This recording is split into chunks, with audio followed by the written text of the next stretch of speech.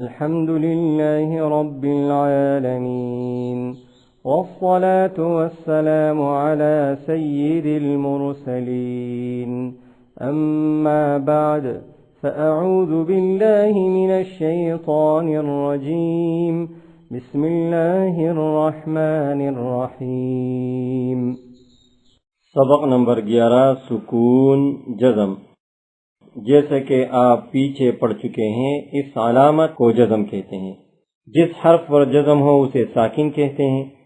جزم والا حرف اپنے سے پہلے متحرک حرف سے مل کر پڑھا جاتا ہے۔ حمزہ ساکنہ کو ہمیشہ جھٹکا دے کر پڑھیں۔ حروف قلقلہ 5 ہیں: قاف، طا، با، جیم، دال۔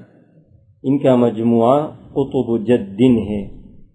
قلقلہ کے معنی جنبش اور حرکت کے ہیں۔ ان حروف کے ادا کرتے وقت مخرج میں جنبش سی ہو، جس کی وجہ سے آواز لوٹتی ہوئی نکلے۔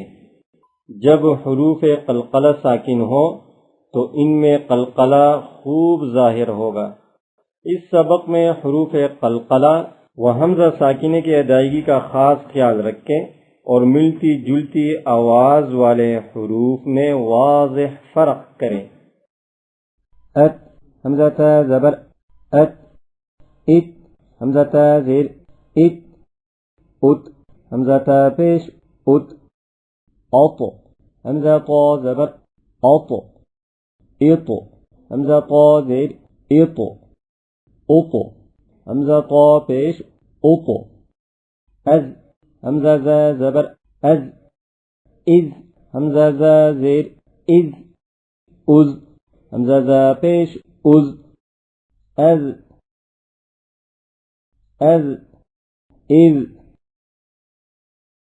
از، از حمزہ زال پیش از، از حمزہ زا زبر از، از حمزہ زا زیر از، از حمزہ زا پیش از، از حمزہ زا زبر از، از حمزہ زا زیر از، از حمزہ زا پیش از، اس حمزہ سا زبر اس، اس حمزہ سا زیر اس، اس حمزہ سا پیش اس، اس حمزہ سین زبر اس، اس حمزہ سین زیر اس۔